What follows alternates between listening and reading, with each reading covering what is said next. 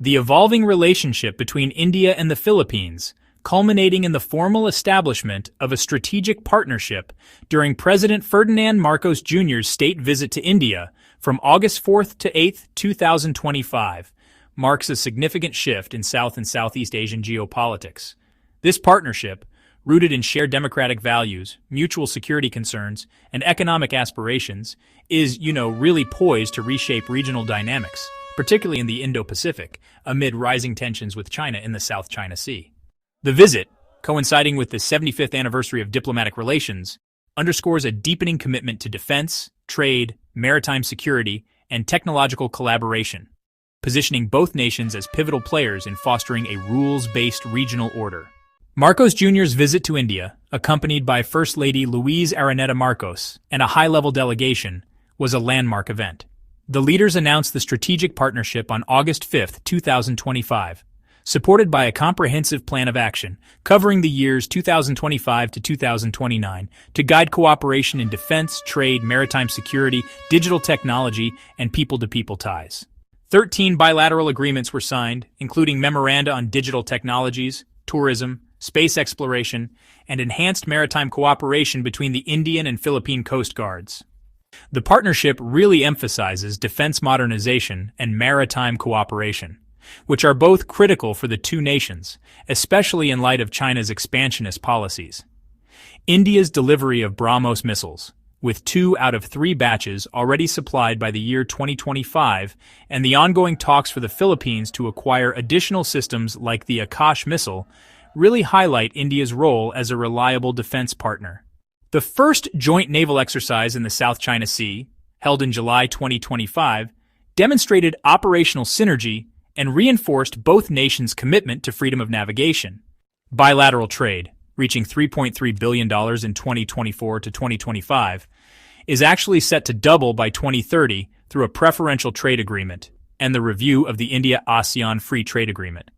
India's strengths in pharmaceuticals, information technology, and fintech align well with the Philippines' development needs, especially in digital infrastructure and renewable energy.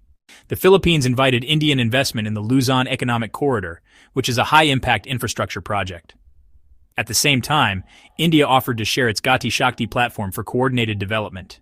The partnership includes, a pilot project for a sovereign data cloud in the Philippines, along with cooperation in artificial intelligence, virology, and additive manufacturing.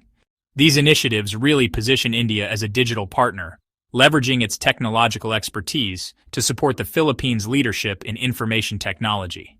To strengthen cultural and educational exchanges, India extended gratis e-tourist visas to Filipinos for 1 year starting August 2025, while the Philippines granted visa-free access to Indian tourists for up to 14 days.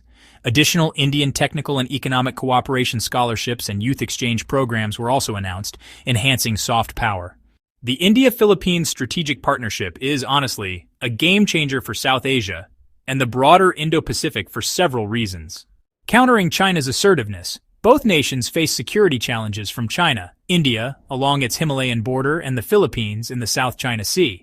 Their partnership strengthens a regional counterbalance to China's maritime and territorial ambitions, aligning with India's Mahasagar vision, and the Philippines' assertive transparency strategy, strengthening India's act. East policy is, really important. This partnership bolsters India's Act East policy, positioning the Philippines as a key Southeast Asian ally. As the Philippines serves as ASEAN-India Dialogue Relations Coordinator from 2024 to 2027, it actually amplifies India's influence in ASEAN, fostering regional integration and a rules-based order. Economic diversification is, a crucial aspect here. Amid global trade disruptions such as United States tariffs, the PTA and ASEAN FTA review offer both nations opportunities to reduce dependence on traditional markets. The Luzon Economic Corridor and India's infrastructure expertise provide avenues for mutual economic growth, potentially transforming the Philippines into a manufacturing hub. Maritime diplomacy, honestly, can't be overlooked. As maritime nations, India and the Philippines prioritize freedom of navigation and maritime security. Their joint exercises and Coast Guard cooperation signal a robust maritime diplomacy framework, which is critical for securing Indo-Pacific trade routes. Thank you for watching, and I will see you in the next video.